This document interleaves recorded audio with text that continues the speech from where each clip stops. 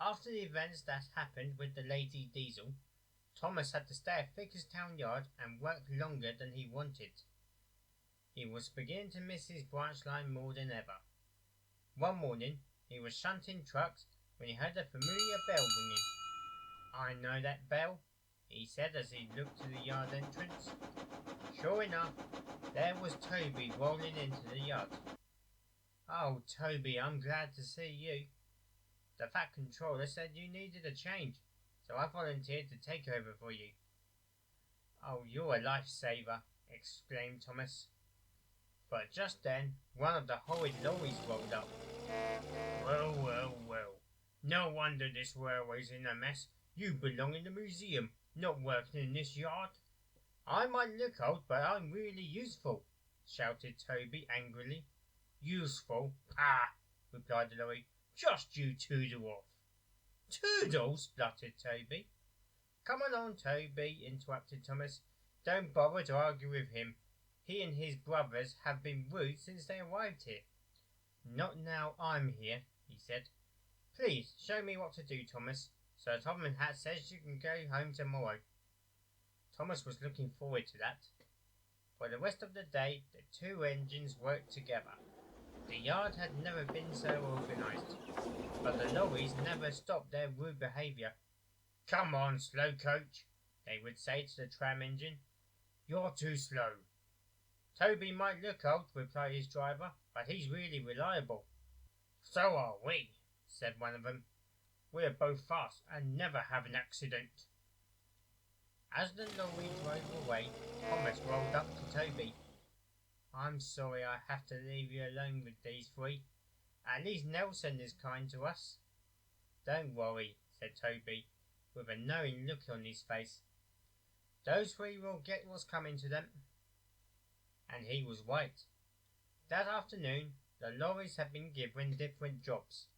One to collect stone from the quarry, one to collect bags of cement, and one to collect sand from a ship at the pier.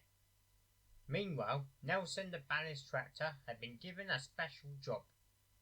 He was waiting for a delivery for him to take to the park. "I hope it arrives soon," said Nelson to Thomas. "I hear it's also a surprise for you." "For me? What kind of surprise?" But before he could answer, Toby rolled in with the delivery. The surprise was Annabella. Her restoration was complete. "Oh, Annabella, it's great to see you again." "Thanks, Thomas," said Anna. "Today's the day," said Bella. "We're going to our new monorail line." Thomas and the monorail sisters were excited, but one of the horrid lorries rolled up. "This railway gets stranger every day. First a blue lump of steaming scrap iron, then a rotten shed on wheels, now two engines whirled together. Just give up and let the roads take over this island." Thomas just wished steam at him. The engines and Nelson had had enough of their behaviour. Soon Annabella was loaded onto Nelson's trailer and they set off to the park. The road to the park ran along the coast with the cliffs. The road was a steep and dangerous one. Vehicles like Nelson and the pack members knew to be careful here. When Nelson and Annabella were on the road, they saw one of the horrid lorries again. It was loaded with rock and driving carelessly. "Roadhog!" shouted Anna. "That lorry's going to be in trouble," said Bella. And he was. Suddenly the lorry lost control and crashed off the road. Thankfully, the driver jumped clear. "Rotten lorry," he muttered. "It never listened to me about slowing down."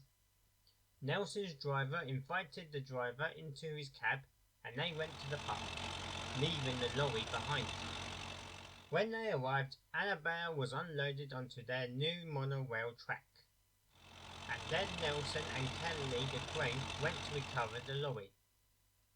After the red lorry was loaded onto Nelson's trailer, he was taken back to Vickerstown. When Thomas and Toby saw the lorry, they laughed. "What's this lump of steaming scrap iron?" Thomas teased. I'll be back, replied the lorry, so you can wipe that silly smile off your smoke box. Ha, said Thomas, and wished him loudly. Then Butch, the breakdown truck, arrived. He was towing the lorry full of cement bags. What happened? Asked Toby's driver. It was overloaded with cement, replied Butch. He put on too much stress on his engine and broke down. Not very useful now, are you? Said Toby. Grrr, replied the lorries. Just then, James rolled in with the last lorry on a flatbed truck. The lorry was wet and covered in seaweed. They brought the third lorry in on a barge.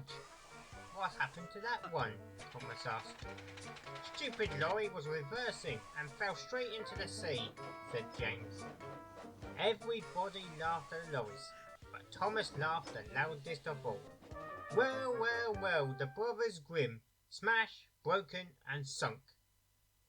But when the Fat Controller found out, he didn't see the funny side of it. Your reckless driving and carelessness were bad enough, but rudeness towards my engines won't be tolerated. Your owner has made arrangements to take you away today and replace you with other lorries. And I wouldn't bank on him being in a hurry to repair you any time soon. For the first time since coming to the island, the lorries were speechless. They left Sodor and were never seen again. And if I'm honest with you all, I don't think they'll be missed either.